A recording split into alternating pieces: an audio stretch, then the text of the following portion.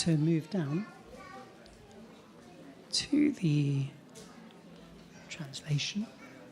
Okay, so, and if you move down a little bit more, down to the purple. Wonderful. So it's a bit of a long purport, so bear with me. And please, and you should be able to follow on. So purport by His Divine Grace, A.C. Bhaktivedanta Swami Srila Prabhupada Ki Jai. These sacrifices may be fitted into various divisions. There are persons who are sacrificing their possessions in the form of different kinds of charities. In India, the rich mercantile community or princely orders open various kinds of charitable institutions like Dharmashala, Anakshetra, Atitishala, Anathalaya, and Vidyapita. In other countries too, there are many hospitals, old age homes, and similar charitable foundations meant for distributing food, education, and medical treatment free to the poor. All these charitable activities are called Dravyamaya Yagna. There are others who, for higher elevation in life or for promotion to higher planets within the universe, voluntarily accept many kinds of austerities, such as Chandrayana and Chaturmasya. These processes entail severe vows for conducting life under certain rigid rules. For example, under the Chaturmasya vow, the candidate does not shave for 4 months during the year, July to October. He does not eat certain foods. He does not eat twice a day or does not leave home. Such sacrifice of the comforts of life is called Tapamaya Yagna. There are still others who engage themselves in different kinds of mystic yogas, like the Patanjali system, for merging into the existence of the Absolute. Or Hatha Yoga, or Ashtanga Yoga, for particular perfections. And some travel to all the sanctified places of pilgrimage. All these practices are called Yoga Yagna, sacrifice for a certain type of perfection in the material world. There are others who engage themselves in the studies of different Vedic literatures, specifically the Upanishads and Vedanta Sutras, or the Sankhya philosophy. All of these are called Svayaya Yagna, or engagement in the sacrifice of studies. All these yogis are faithfully engaged in different types of sacrifice and are seeking a higher status of life. Krishna consciousness, however, is different from these because it is the direct service of the Supreme Lord. Krishna consciousness cannot be attained by any one of the above-mentioned types of sacrifice, but can be attained only by the mercy of the Lord and his bona fide devotees. Therefore, Krishna consciousness is transcendental. Okay, it's quite a powerful verse. There's a lot in that, isn't there? And so, just a quick measure. How many are actually reading the Bhagavad Gita or have completed the Gita once? Or twice, maybe many times? Okay. Thank you, Mataji. But I guess you're all familiar with the Mahabharata. Okay, lots of nodding heads, that's possible. And how many of you are chanting maybe one round of japa? So like on beads like these. Okay? Okay, a few of you as well. Wonderful. Okay, so in chapter 1 of the Gita, Arjuna presented many doubts and reasons to avoid fighting to Krishna. Think about it. He has to kill his cousins that he grew up with, his dearest teachers that he's known from childhood.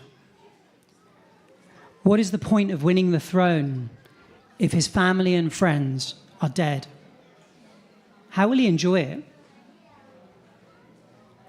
So many questions he raises. And then Arjuna gets completely confused. He's bewildered. He totally loses it. He's like, what do I do? He asks Krishna to instruct him, and he completely surrenders to Krishna. In that moment, his relationship with Krishna changes from a dear, intimate friend to one of guru and disciple. Lord Krishna reveals so many things. He explains that the soul is eternal. The cycle of birth and death only affects this temporary body. His family's souls will persist irrespective of the war. He talks about dharma, Arjuna's duty as a Kshatriya warrior, and about karma yoga, to detach himself from success and failure and do his duty, to instead perform devotional service for the Lord and transcend or rise above the duality of happiness and misery and fight with buddhi, fixed intelligence, on the Lord. Okay, so hopefully that's helpful as a little bit of a backdrop. So we're talking, obviously this verse is in chapter 4, and chapter 4 is Transcendental Yoga, and it follows chapter 3, which where Krishna explains to Arjuna that lust covers knowledge and ignorance binds us to the material world. So this karma yoga is the way to attain transcendental knowledge. So this chapter, it homes in on transcendental knowledge and how it is that we can receive it. In this particular section of the verses, Krishna is explaining to Arjuna how sacrifice can lead to transcendental knowledge. And hopefully you picked some of that up in reading the translation with us.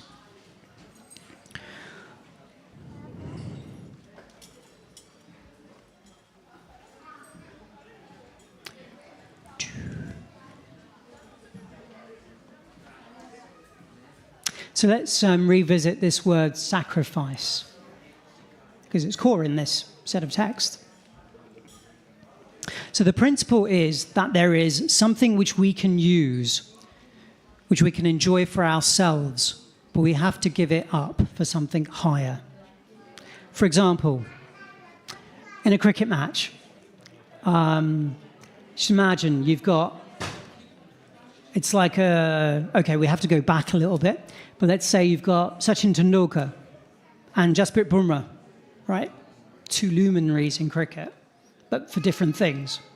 Bumrah is an amazing bowler, and Sachin is, well, Sachin. So they're involved in a run-out situation. They're both at one end. So what happens?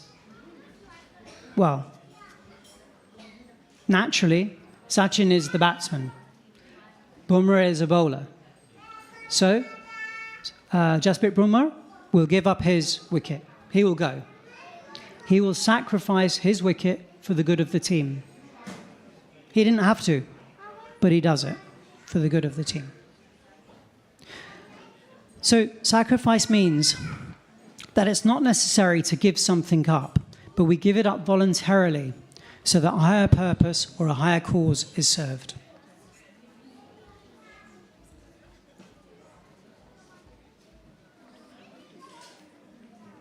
So I just want to read the translation once more, just so that we keep that in mind. So having accepted strict vows, some become enlightened by sacrificing their possessions, and others by performing severe austerities, by practicing the yoga of eightfold mysticism, or by studying the Vedas to advance in transcendental knowledge. Having accepted strict vows. So this stopped me for a minute, because I was thinking, okay, what's a vow? When do we take vows in our daily life? I think maybe looking around, common to many of us, are wedding vows, I think. It's one of the things that comes to mind. Everyone would be familiar with the vows to have, to hold, to love, to cherish, until death do us part. This is a common one. In our traditional Vedic scriptures, we build on that. So it's more than just a physical union. It's a moral and a spiritual union. I can remember when one of my friends got married, and he and his wife had made pages and pages of vows. So many things they were vowing for their lifetime. Why did they do that? Because it was important to them. It was something that this was going to stay with them for their life. So they were showing their commitment to each other, and so a vow is not something to take lightly. Okay? We're in the temple here, so many wonderful devotees here, and some of you have already said that you're chanting. So we take a vow to chant a minimum of 16 rounds. Many people will take this. To chant them daily for the rest of our lives. It's a tough thing, right? It's a tough thing. A vow also avoids hesitation or putting something off. So if your question is, should I chant today? The answer is always, yes, I should chant because I've taken a vow and I'm going to do it. So in this verse, Lord Krishna is telling Arjuna about 4 types of sacrifice. He talks about dravya yagnas, sacrificing your material possessions. So like he mentions, Prabhupada in the purport mentioned the different institutions that were set up in the name of giving charity. Krishna mentions tapo yagnas, performing severe austerities. So he calls out a couple of things there. He mentions yoga yagnas, practicing yoga in eightfold mysticism, like Ashtanga yoga, like this. Going to places like Kumbh Mela on pilgrimage, these kind of things.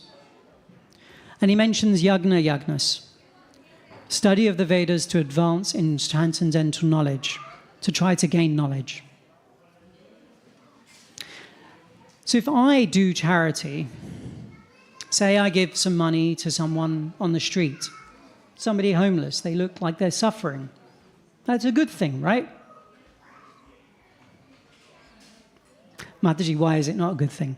It's not always good because you don't know what that person is going to do with the money. Thank you. If you take drugs, you're going to do the karma. So it's better you give him prasad. Thank you, Mataji. So what Mataji said was, it's not always good if we give them money. It feels counterintuitive, right? We think we want to help someone. But actually, the highest good that someone in Krishna consciousness can do is to give them prasadam. Now, you're thinking to yourself, yeah, that's great, but I'm on my daily commute to work. I don't have like a plate full of manna prasadam with me, so what do? You buy fruits and you pray to Krishna and you give to them. We pray to Krishna. We offer fruit, we offer nuts, and we just keep it with us. Nuts isn't good for everyone, but if you have an allergy, but fruit for sure. You can keep some slices. I know many devotees who do just that. They just keep it with them. So they're there. So there is always a practical way that we can share Krishna consciousness with others. Share what you are gaining from this.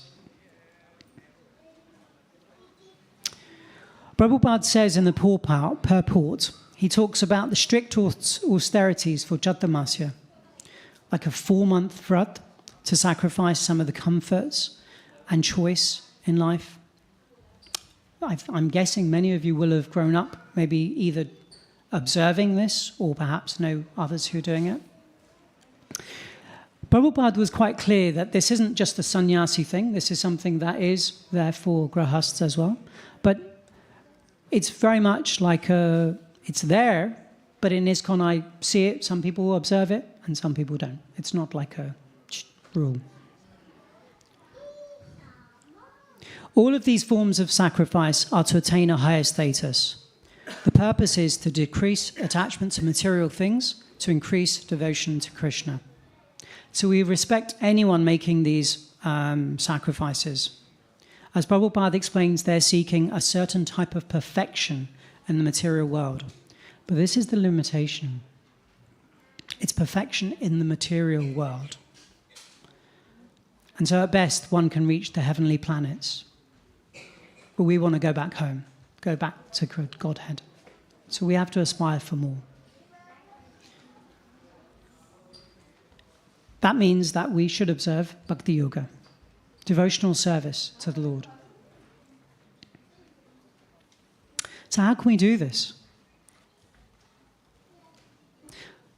Prabhupada devised the temple morning program, so we can observe all of the 9 forms of devotional service.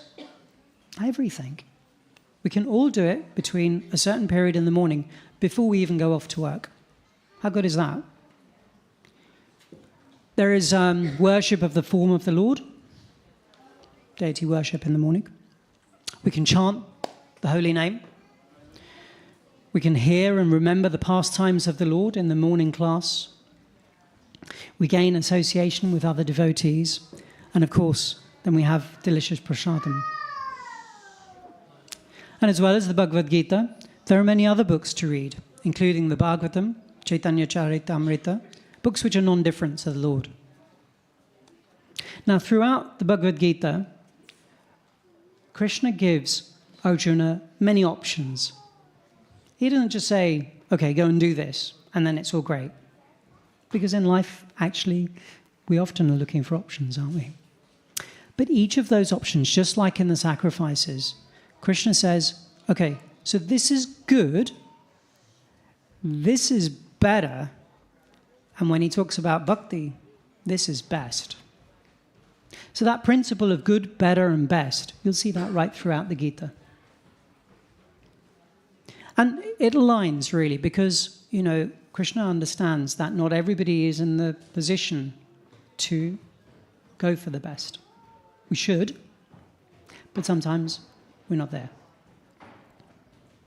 So, okay, this is a small segue, but has anyone heard of the little darlings of Vrindavan?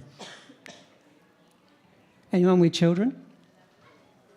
No way, really? Okay, that's amazing. So I'm currently taking a spiritual class, Bhakti Vaibhav, and my teacher gave us this homework to watch it. It's absolutely brilliant. If you have small children during the summer holidays, it is one of the best little TV shows. And it is all about Krishna's pastimes, made beautifully by devotees, so it's all bona fide.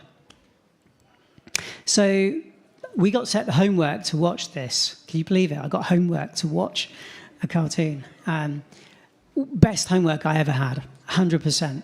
And so I was watching one episode, and since we're getting close to Janmashtami, I really wanted to call out the Govardhan pastime, which is beautiful. I promise not to take very long with it, but if you'll bear with me, I would just kind of recount a little bit. Does everyone know the Govardhan Hill pastime? Okay, few hands. Okay, that's fine. So let's all imagine ourselves in the beautiful land of Vrindavan. It's time for the annual Indra Puja. The villagers, led by Nanda Maharaj, are busy making arrangements to perform yagnas for Lord Indra so they can get good rains for their crops and cows. But then, little Krishna, who's actually the Supreme Personality of Godhead, comes forward. He asks, why are we worshipping Indra? Isn't our true duty to look after our cows and do our farming properly? Shouldn't we worship Govardhan Hill, which gives us grass for the cows, and the cows themselves who give us milk? Everyone is convinced by Krishna's logic. So instead of worshipping Indra, the villagers offer prayers, food, and respect to Govardhan Hill, the cows and the brahmanas. Now Indra becomes very angry. How dare the people of Vrindavan stop his worship? In a fit of pride, Indra sends fierce, stormy rains and floods to punish them. The whole village is in danger. So what do the people do? They run to Krishna for help. Krishna, always ready to protect his devotees, does something amazing. His little finger lifts Govardhan Hill. He holds it up like an umbrella, and all the people and cows go underneath. For 7 days and 7 nights, they stay safe and dry, and completely protected by Krishna's grace. Finally, Indra realizes his mistake and stops the storms. He comes before Krishna, apologizes, and admits that Krishna alone is the Supreme Lord. So I wanted to share this as an example of how we may do something, we may do some sacrifices, and that's fine. But there is a higher purpose, a higher taste, a higher sacrifice that we can make, and that is for the Lord Krishna. Now, you're thinking, that's great. When I think of all these sacrifices, we think of what the challenge is, right? So it's not easy to make a sacrifice. What would you say is the most precious commodity in the world? Is it like gold, Bitcoin, platinum, diamonds? Maybe the latest Call of Duty game? I don't know. Okay, well, on reflection, the most important commodity we have is time. Okay? We can't go back to yesterday. We can't go back a year ago.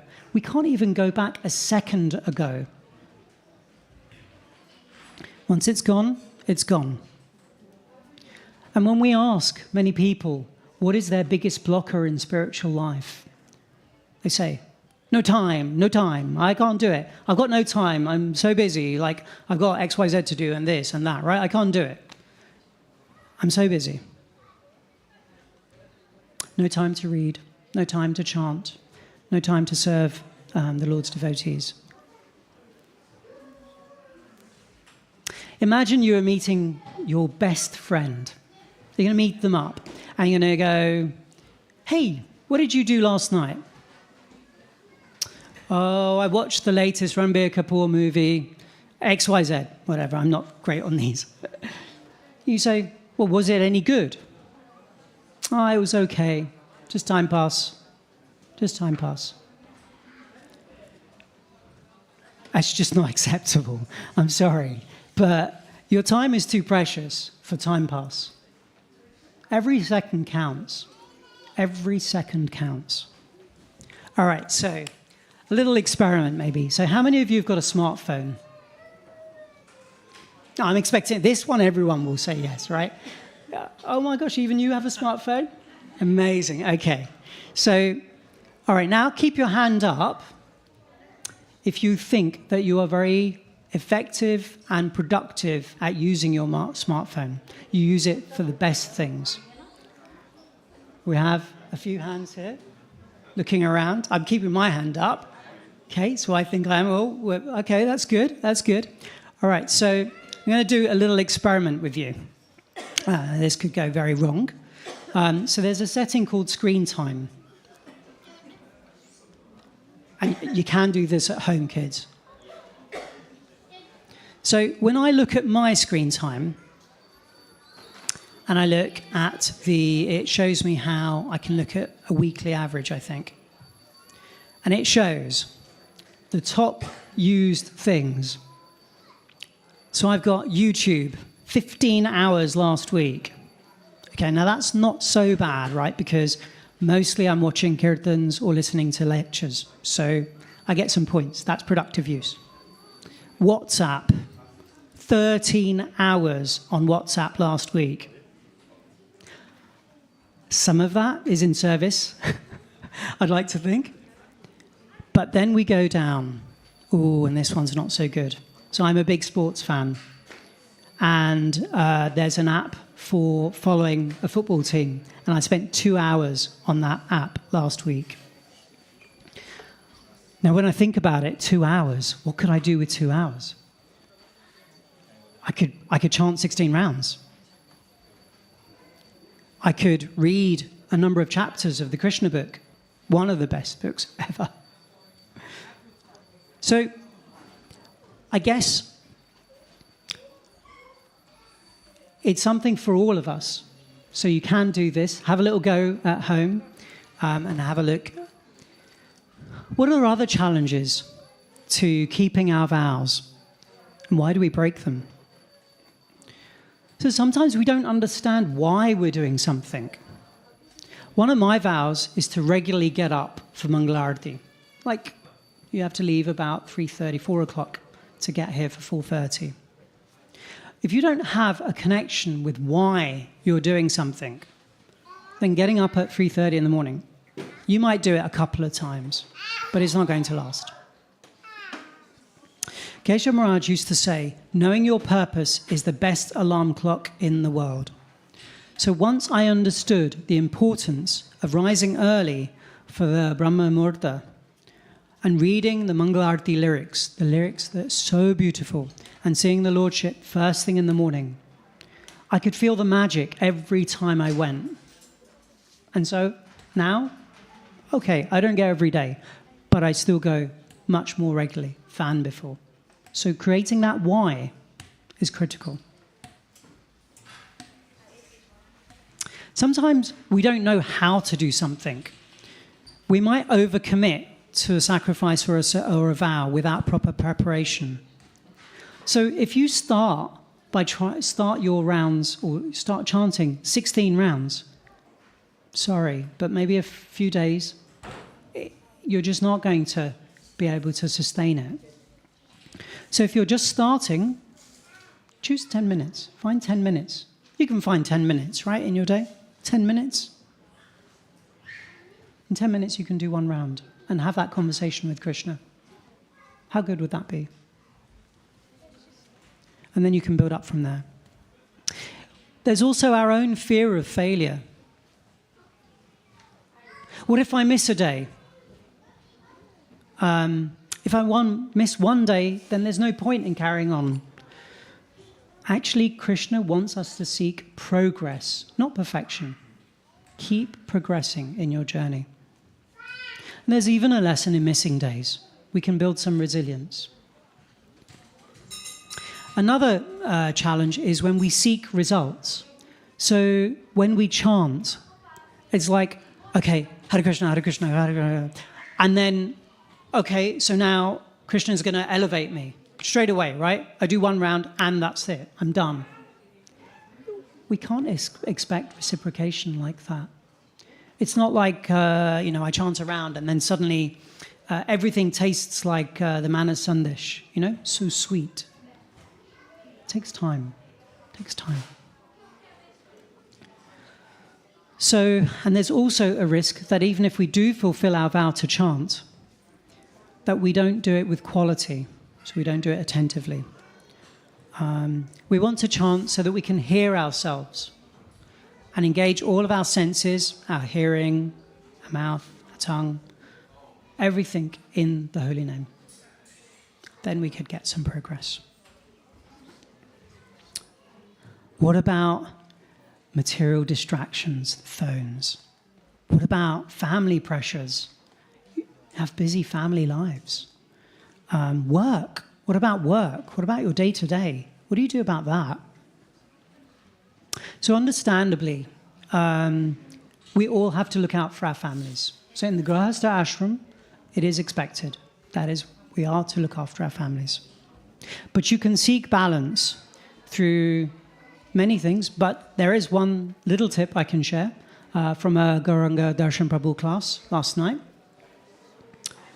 So if you're thirsty, then you go for some water to the tap, right?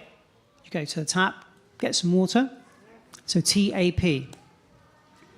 So for quenching your spiritual thirst, you can use that same acronym. So T is for effective time planning. So look at your day and allocate time slots for the different activities that you have. A is for attention. Be focused and attentive when you do any task. And P is for priority. Identify what is truly important to you and worthy of your time. Remember the goal. Always tie vows and sacrifices to love for Krishna, not to austerity for its own sake. Avoid time pass activities. Use your smartphone to see where your drain is going and replace those. So I'm just going to read the last part of the purport again, just to, close here. So all these yogis are faithfully engaged in different types of sacrifice and are seeking a higher state of life. Krishna consciousness, however, is different from these because it is the direct service of the Supreme Lord. Krishna consciousness cannot be attained by any of the above-mentioned types of sacrifice, but can be attained only by the mercy of the Lord and his bona fide devotees. Therefore, Krishna consciousness is transcendental. So, we've talked about the different types of sacrifice: the good, the better, the best. We've talked about vows that we can make to continue our spiritual progress. We've talked about the priceless commodity of time, and we use the simple acronym TAP so we can make the best use of our limited time to get closer to Krishna. To close, I'd like you, there's always some homework for everyone apparently in class, so I'd like you to take one personal sacrifice that you can make. There've been a few things that we've talked about. One thing that you take away and you can try it at home. But you have to try it today. Because if you leave it till tomorrow, well, we know tomorrow never comes.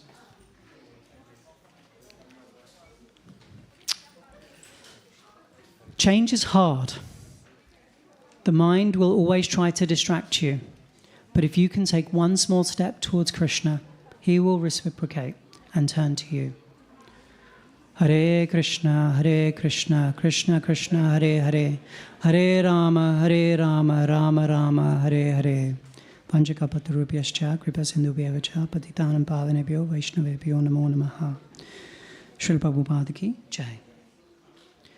Okay, so I think we have maybe a few minutes before Aarti begins. So if anyone has any comments, any feedback, or any questions, then please raise your hand and we'll see if I can get you a mic.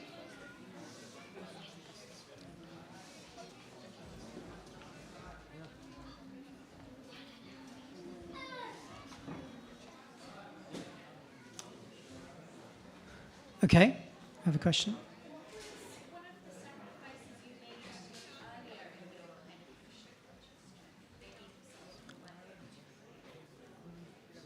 Okay, so the question is, what sacrifices have I made early in my Krishna conscious career? Well, so I guess I've already mentioned that I'm kind of a sports fan. So when I first started serving at the manor, I used to serve in the mornings. I used to come, serve prasadam, or go to the Goshala. Usually it was prasadam. And I still played cricket. So I used to finish serving at 12:30 so that I could hot-foot it to a ground somewhere around the M25 and then play for the rest of the day with the club. And yeah, I had to give that up. I had to give that up because it wasn't conducive to my journey. And so it was a sacrifice to move on from friends I'd played with and something I'd done. But again, as we said, as Krishna has actually said so nicely, it was for a higher purpose. So it means I've been able to devote more time at the manor, or more time to service. Ooh, do we have a question over here? Would you like to ask a question? Oh, is that okay? Sorry, was that right? Thank you. Go ahead. What's your question? Is it, how do I find Little Darlings of Vrindavan? It's on YouTube. There's still time left of the summer. You always try to go YouTube and Vrindavan, everything like that. Ah. Vrindavan recently. Yeah, you find that. Find that. You will like that. So much. Okay. And Radhama, Yamuna ji. Hare Krishna. Yeah, Hare Hare Our Krishna. cousin sister in India so much follow Hare Krishna. She chanting 16 mala a day. She probably more focusing on Hare Krishna. Do you say her sister? Yeah, cousin sister. Cousin sister. Okay, very nice. So you can follow her as your role model. Ask her for tips on how you can start. Chanting Prabhu, like Thali, Raj Bhog and everything. No one touches notes. Everybody out. Very nice. Do the same thing. Makes everyone out when she talk to Krishna. Okay. So we'll see you here soon. Thank you so much, Prabhu. Any other final comments or questions before we close? Okay. In which case, then, I think we can close for Arti.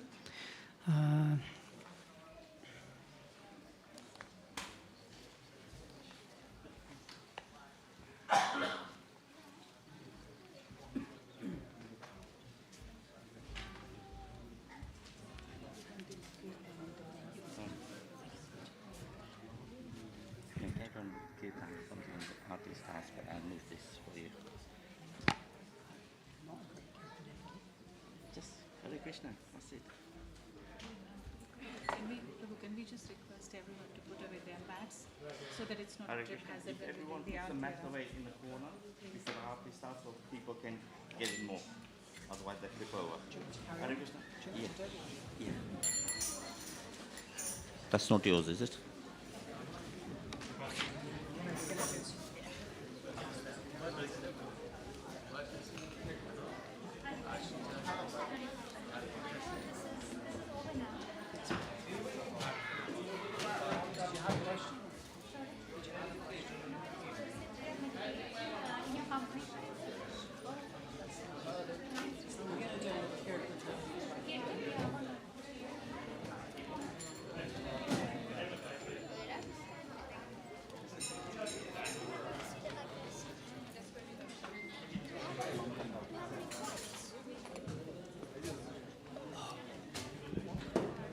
Stand up, do you think?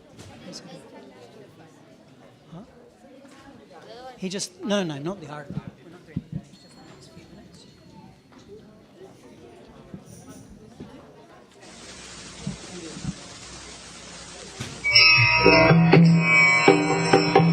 Vandeham Shri Guru. No. The following is a morning walk conversation with His Divine Grace, A.C.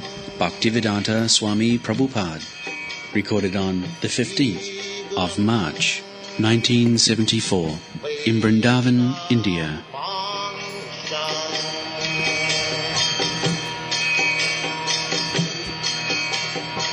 Shri Rupam Chakrajatam Bhakti Vishnu Siladi Guru Sundaramati Vaishnave Jati Buddhi.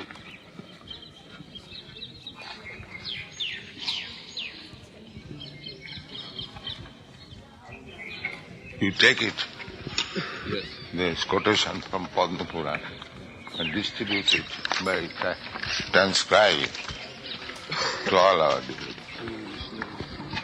It's the verse that says that one is a resident of hell. Yes, If you consider Naraki. deity. Naraki.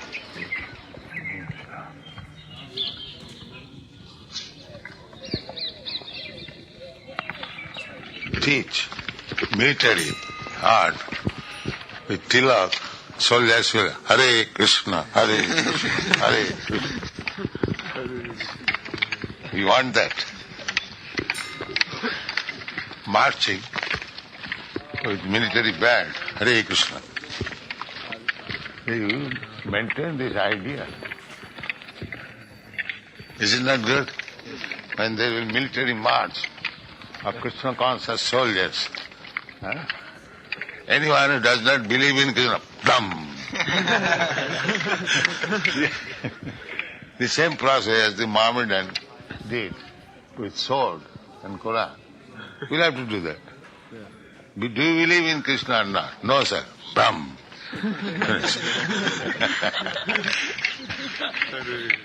What do you think, Madhudisha Maharaj? Is that all right? What these communists can do, we can do better than that. We can kill many communists like that.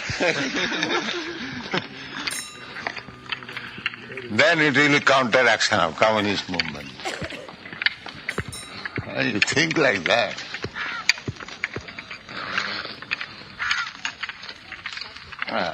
Why you are sitting idly? No unemployment. Oh, no employment. Why? Come on to the field. Take this plough. Take this bull. Go on working. Why you are sitting idly? This is Krishna consciousness. Nobody should be allowed to sit down and sleep. You must find out some employment. Either work as Brahmin, or as a Kshatriya, or as a Vaishya. Why there should be unemployment?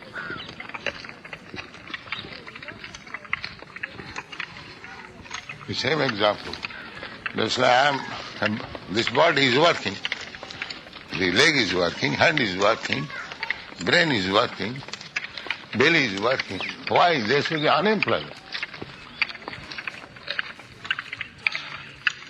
You just stop this unemployment, you will see whole world is peaceful. There is no complaint. And they will very happily chant Hare Krishna. Nobody is working in this field. They are all drawn to the cities to work in the factory. Condemned civilization. That a communist emblem, what is that? Hammer and sickle. Yes. That is good. Yeah. But no hammer. Only this. What is called? Sickle. Sickle. No hammer. That will be our emblem. Only sickle.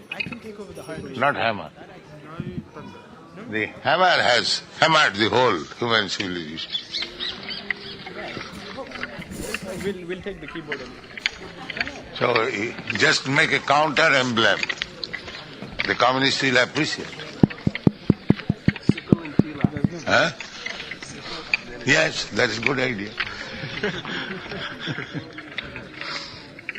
Rascal civilization, rascal government, and people are transformed into rascals.